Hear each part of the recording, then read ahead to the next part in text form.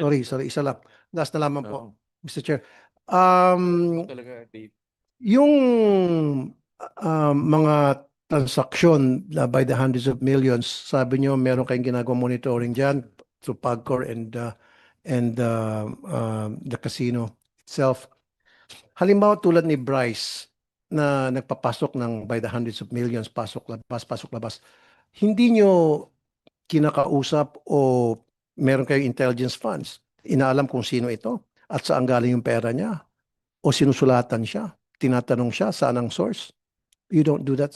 You don't do such a thing. Kasi questionable, di ba? Hundreds of millions almost every week.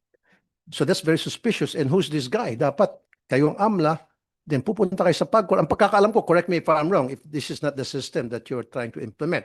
O, itong tao to, pangalan niyo, kunya Juan de la Cruz, Bryce, I don't know kung anong ginagamit niya. Senator Lacson, sir, anong ginagamit na alias ni Bryce sa casino? Marvin de los Santos. Marvin Santos de Guzman. Marvin de Guzman. So, every week, by the hundreds of millions, in and out, hindi man lang naging red flag sa inyo, teka muna, sino itong Marvin na ito na by the hundreds of millions ang tinatalo at pinapanalo every week or every month. So, dapat kumilos na kayo, meron kay Intel funds pala. So, para alamin kung sino siya at ano itong mga pinanggagawa ng taon to. Yung mga STRs and CTRs filed by the covered person ng mga casino po, ang ginagawa namin po dyan, may financial intelligence report kami, yung po magiging basehan po ng aming investigation together with PAGCOR. Yan po, ginagawa naman po namin yan ngayon. Kaya lang po sa kasong to, initially, admittedly, hindi po nakita agad kasi they're using aliases or other names. Kaya hindi po nakita Even aliases yes. lang. O sabihin natin Marvin, sino ba to si Marvin de Guzman? Sana red flag agad to sa inyo na nung makita nyo hundreds of millions in and out in a span of say less than a year, red flag sana yon para makipag-coordinate kayo sa PAGCOR and mismo sa casino para alamin kung sino siya at saan galing itong mga pera niya at saan niya dinadala yung mga winnings niya. Mr. Chairman, if I may Yes. interject again. Senator. In fairness to the council, when I submitted to them the names of the persons plus the aliases, they took action immediately. And that's the reason why I was able to, at least the cash to chips and chips to cash sa casino. Dahil hindi naman po covered yun ng, hindi naman banking transaction yun eh. So, but casinos are covered persons. So they continued monitoring, but they cannot take action kasi hindi sila matrigger. And I'd like to follow this up with a question. What would trigger the AMLAC to take action?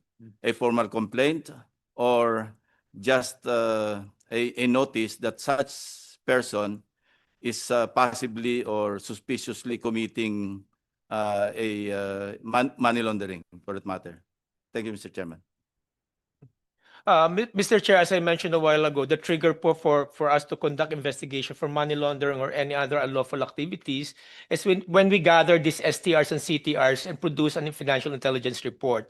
That is what happened here, Mr. Chair, when we have this financial intelligence report. We opened an investigation. Actually, we opened an investigation even earlier than the Senate investigations, Mr. Chair, because we've already coordinated with the covered persons and with the PAGCOR about this matter, Mr. Chair. You That's cannot the trigger. yet freeze the accounts, no? Not yet. We have not yet applied for a freeze of the accounts and the assets of the So what would persons of trigger interest. the AMLAC to freeze the accounts? A formal complaint. There's already yes, Mr. Chair. As one of the elements for the freezing of the accounts, Mr. Chair, is the existence of the unlawful activity or predicate offense. Meron na pong final na complaint for the predicate offense of corruption recently, and we will be filing soon the petition for freeze order with the Court of Appeals. Yeah, dahil nag-request si Senator Lacson. So, yun ang nag-trigger. So, what happens kung hindi nag-request si Senator Lacson, so wala nag-complain? So, at hindi pumutok tong flood control anomaly. So, tuloy-tuloy lang itong si Bryce magsusugal for 1 year, 2 years, 3 years.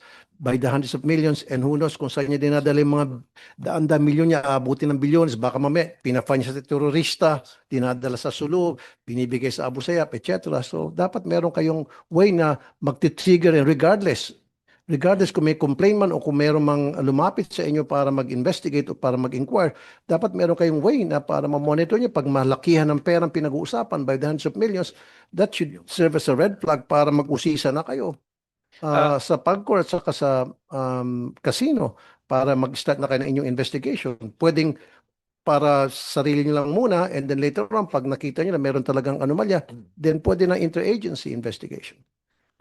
Yes, Mr. Chair. At ang primary responsibility po, ulitin ko lang po, ang primary responsibility po of conducting compliance due diligence and customer due diligence and enhanced due diligence po ay nakasalalay po dun sa designated personnel ng covered person. In this case po, yung mga casino, and this designated compliance officer of our casinos are the one in charge with monitoring the transactions of their players in the casino by conducting the appropriate due diligence, whether enhanced due diligence yan o kaya ordinary customer due diligence. Yun po. Tapos po kailangan nila mag-file ng transaction report. Pag-aaralan po namin kung pwede pang dagdagan yung mga responsibilities po ng mga customer, ng mga casinos para po ma-monitor nila yung transactions ng kanilang mga kliyente. Thank you, Mr. Chair. We recognize the